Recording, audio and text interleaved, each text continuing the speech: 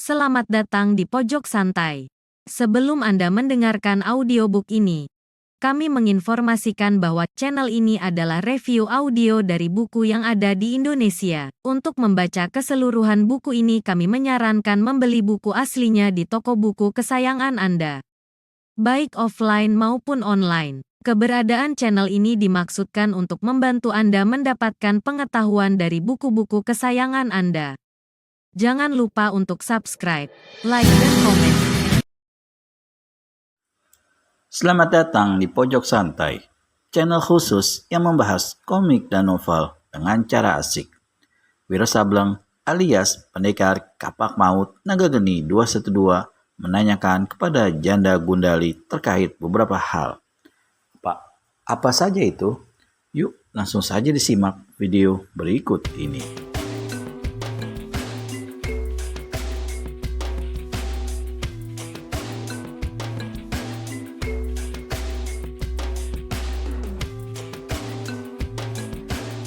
Apakah suamimu punya musuh di kota Magelang ini?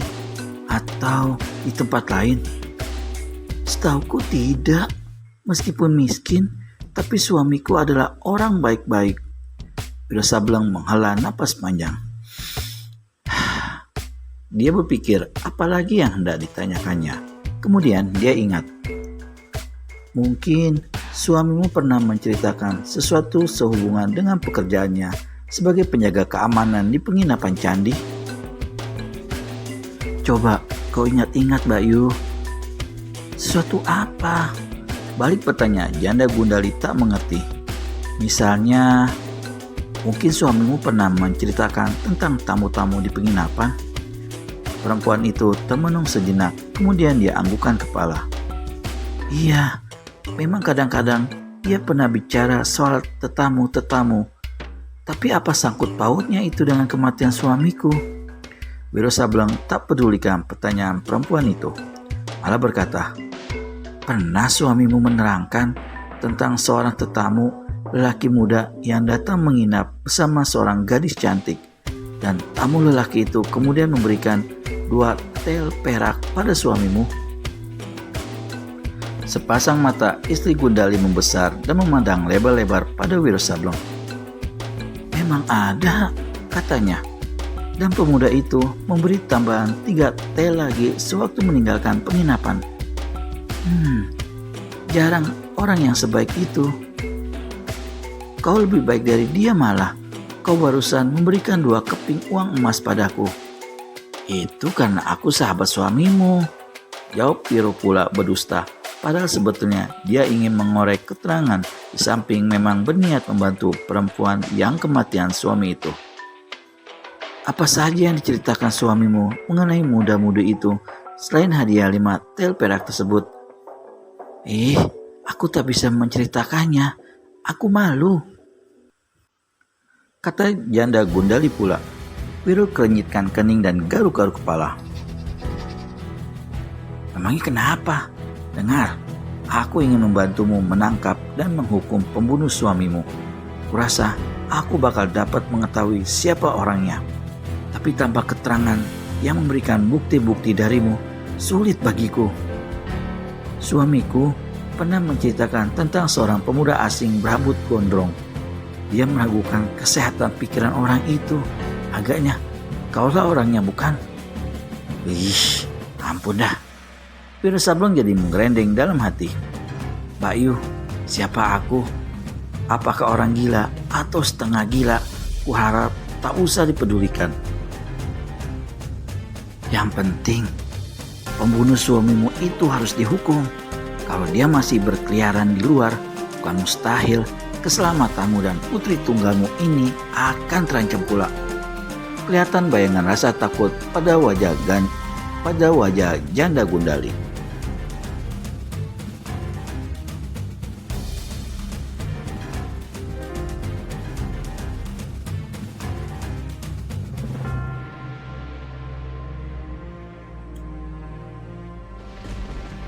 Baiklah, kata perempuan ini pada akhirnya. Waktu itu sudah larut malam. Suamiku mematikan lampu-lampu tertentu dalam penginapan. Sewaktu dia sampai di ujung gang, pada bagian mana muda-mudi itu menginap. Dilihatnya si pemuda berdiri di depan pintu kamar si pemudi, mengetuk perlahan-lahan. Sewaktu dia sampai di ujung gang, kemudian pintu kamar terbuka. Tamu lelaki masuk ke dalam dan pintu dikunci kembali. Karena mengetahui kalau sepasang muda-mudi itu adalah murid-murid Partai Lau Megah yang berkepandaian tinggi, dia tak berani berbuat apa-apa, apalagi menegur. Meskipun nyatanya masuk ke dalam kamar seorang gadis pada malam hari adalah perbuatan yang tidak senonoh. Kemudian karena ingin tahu apa yang sebenarnya diperbuat oleh murid-murid Lau Megah itu, suamiku keluar dan dari luar melakukan pengintaian lewat celah-celah papan dinding. Sampai di sini, Janda Gundali terdiam. Bagaimana terusnya? Apa yang ada suamimu? Tanya Wiro tak sabaran. Dua orang itu betul-betul melakukan perbuatan yang tidak senonoh. Mereka tengah berpeluk-pelukan, kemudian pindah ke ranjang. Kemudian mereka kelihatan menanggalkan pakaian di tubuh masing-masing dan melakukan perbuatan mesum itu. Wiro keluarkan suara bersiul dari mulutnya. Karena merasa jengah, suamiku tidak meneruskan pengintaian. Tapi kira-kira 1 jam kemudian, sewaktu dia kembali mengintai, didengarnya 2 orang itu bicara berbisik-bisik. Si gadis mengatakan perasaan khawatirnya karena saat itu katanya dia telah hamil jalan 3 bulan. Wiro melengah kaget. Hah? Kalau begitu, mereka melakukan hubungan sudah sejak lama. Janda Gundali mengangguk. Agaknya begitu. Rupanya mereka sudah mencoba mencari obat untuk menggugurkan kandungan. Tapi sia-sia belaka. Kalau Tuhan punya kuasa, minum obat apapun, kandungan itu tak bakal gugur. Suamiku mendengar si pemuda berkata bahwa satu-satunya orang yang bisa menggugurkan kandungan itu adalah Resi Kumbara, bekas ketua Partai Lau Megah. Tapi tentu saja mereka tidak bisa melakukannya. Maka suamiku mendengar keduanya berunding. Yang pemuda rupanya dapat akal keji. Dia menyebut-nyebut pemuda gondrong ceriwis yang juga menginap di penginapan itu. Lalu tentang kancing baju milik orang itu yang tanggal dan ditemuinya dekat kaki kursi. Dari pembicaraan jelas bahwa mereka tengah mengatur rencana busuk hendak mengkambing hitamkan pemuda asing yang agaknya adalah kau sendiri. Rupanya lelaki muda itu seperti mengetahui kalau ada orang di dekat kamar karena dia kemudian membuka jendela. Untung saja suamiku cepat-cepat meninggalkan tempat itu dan pura-pura buang air kecil di balik pohon. Namun agaknya pemuda itu menaruh curiga. Itulah sebabnya dia menambahkan 3 perak lagi ketika hendak pergi. Maksudnya agar suamiku tidak membuka rahasia malam itu. Cukup, dan terima kasih atas keteranganmu itu. Tahukah kau sekarang siapa yang membunuh suamimu malam itu? Suamimu malam ini, muda bangsat itu, namanya Tandu Wiryo, dan si gadis mesum itu bernama Tularwasi. Si janda terpekik kecil dan memandang melotot pada Wiro. Pendekar 212 pegang bahu Janda Gundali dan berkata, bila tiba nanti waktunya, aku akan bawa kau ke puncak Lau. Habis berkata begitu, Wiro tinggalkan perempuan yang kemudian kembali menangis berseduh-seduh sambil pelukin putrinya yang kini telah jadi anak yatim.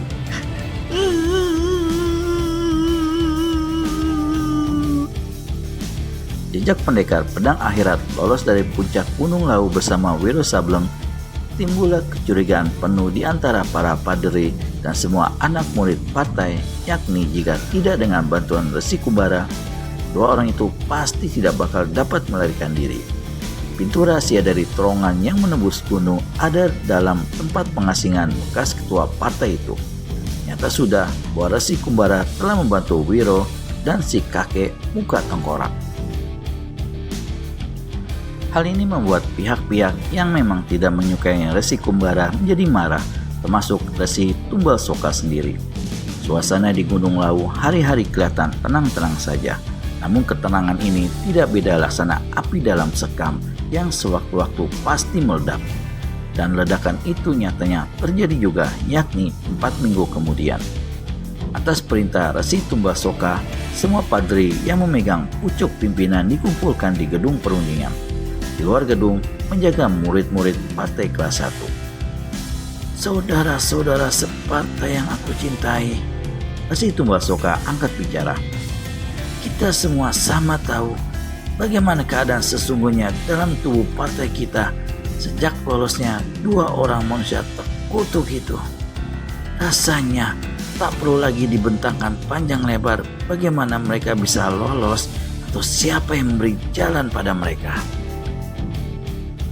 Saat ini aku mengumpulkan kalian semua adalah untuk membicarakan soal tanggung jawab yang harus kita tuntut pada bekas ketua kita, Resi Kumbara. Meskipun adalah bekas ketua yang kita hormatin, bahkan kakak kandungku sendiri, namun jika berbuat kesalahan, bahkan pengkhianatan, mesti kita tuntut dan mintakan pertanggungjawabannya. Untuk itu, mari kita beramai-ramai mendatangi tempat persemadiannya. Sebelum padri-padri itu berdiri, tiba-tiba salah seorang dari mereka mendahului dan tegak menghadang di pintu. Padri ini adalah Resi Permana, yakni padri yang memimpin mereka yang ingin melihat Partai Laumega kembali pada masa jaya seperti di bawah pimpinan Resi Kumbara dulu. Bahkan berharap agar Resi Kumbara sudi memegang jabatan ketua kembali.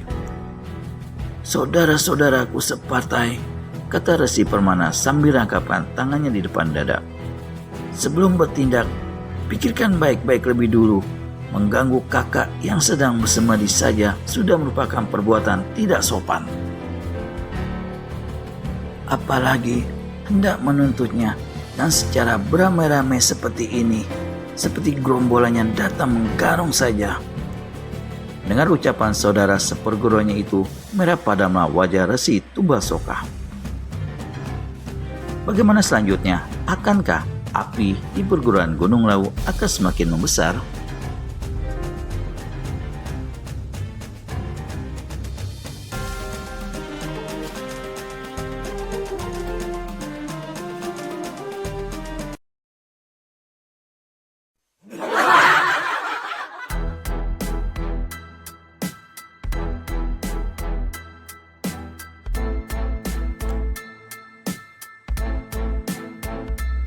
Saudaraku separtai, kata Resi Permana sambil rangkapkan tangannya di depan dada. Sebelum bertindak, pikirkan baik-baik lebih dulu. Mengganggu kakak yang sedang bersemedi saja sudah merupakan perbuatan tidak sopan.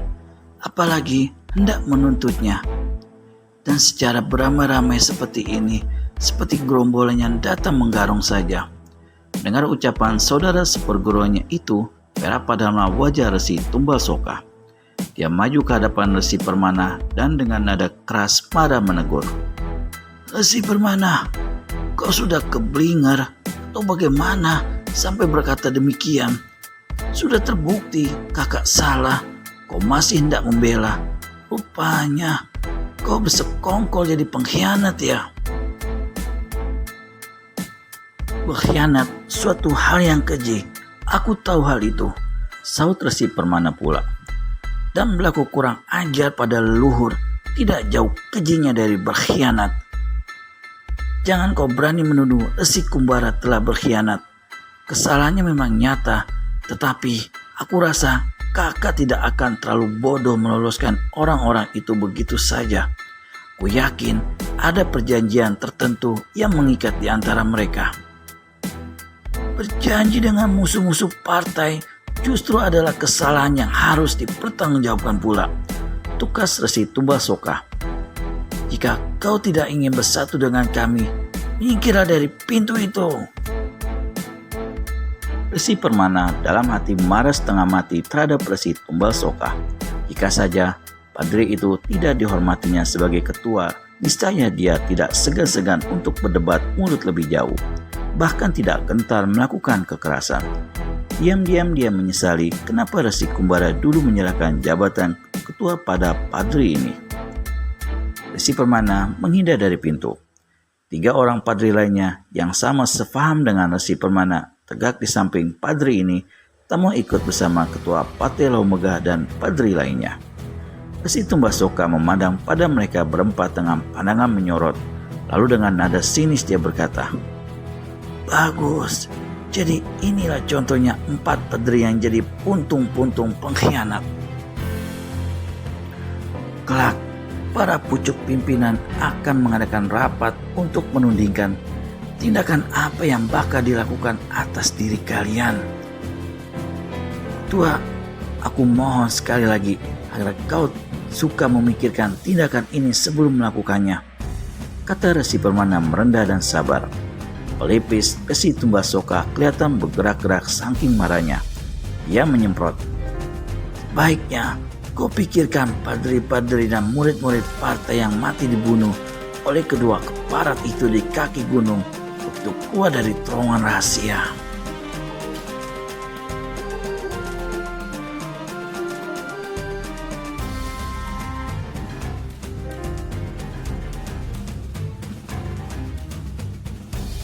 "Itu salah mereka sendiri. Kenapa menghadang dan mengkeroyok dengan sengaja?" saut Resi Permana. Jika tidak dapat mendidik kemarahannya, mungkin ketua Pate Lau Megah sudah menampar Resi Permana saat itu. "Kalau toh mereka yang terbunuh itu bisa datang dan bicara, pasti mereka akan menyumpah dan mengutukmu habis-habisan." Resi Tumbasoka bantingkan kakinya ke lantai hingga ubin ruangan amblas, lalu putar tubuh, tinggalkan Padri Permana yang cuma tegak terdiam dan menarik nafas panjang berulang kali.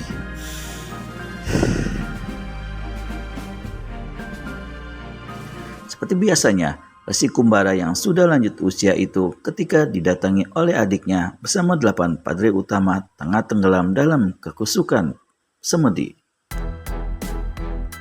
Namun begitu Resi Tumbasoka dan padri-padri lainnya sampai di hadapannya, bekas ketua partai ini tiba-tiba saja buka matanya yang terpejam dan hentikan semedinya.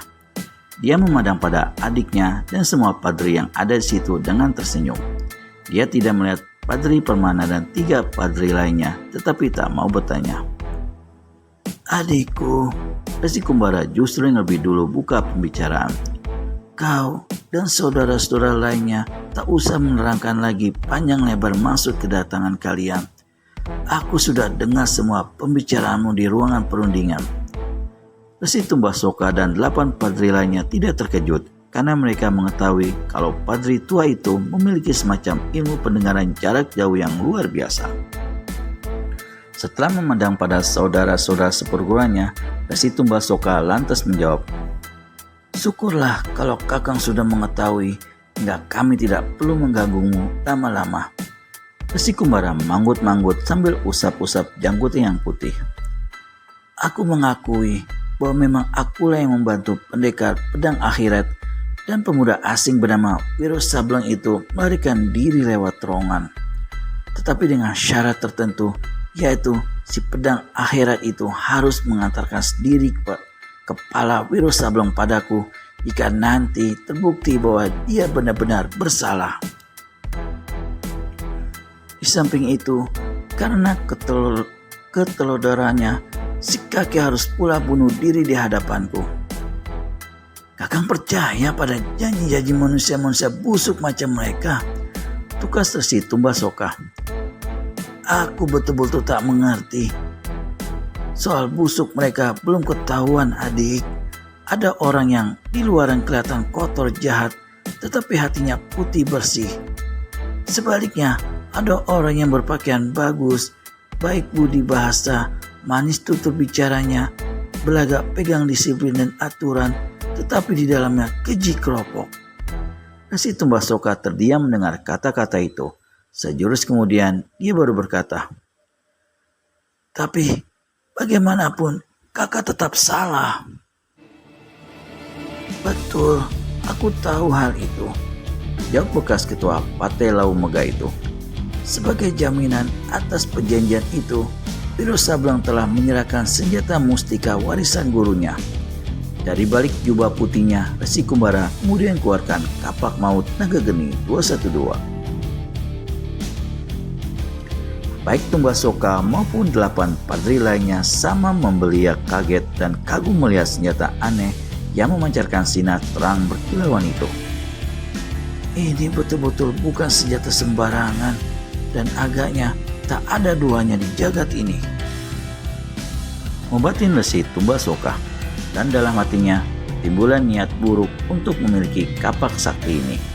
Setelah memutar otak licinnya sesaat, maka berkatalah dia, "Kakak, senjata itu terpaksa kami sita sebagai barang bukti. Bukti bahwa kau telah disuap oleh 2 orang jahat itu agar mereka bisa lolos." Resi Kumbar tertawa jumawa mendengar kata-kata adiknya itu. Dia sendiri maklum apa yang berada dalam hati si adik.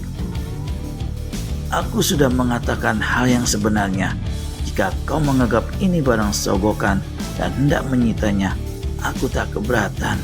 Cuma aku pesankan, jika nanti terbukti pemuda itu tidak bersalah, kau harus kembalikan kapak itu padanya." Habis berkata begitu, Resi Kumbara serahkan kapak maut naga geni 212 pada adiknya yang segera diambil oleh Resi Tumbasoka dan disimpannya di balik jubah. "Sekarang, apalagi maumu adik?" bertanya Resi Kumbara. "Sesuai dengan peraturan, kakak terpaksa kami masukkan dalam penjara," kata Resi Tumbasoka pula. Resi Kumbara menarik napas panjang. "Nasibku memang sial," kata kakek ini. "Jika memang begitu menurut aturan, aku tidak akan membantah. Di penjara manakah aku hendak kalian jebloskan?" Patut diketahui bahwa di Gunung Lawu terdapat 3 macam penjara.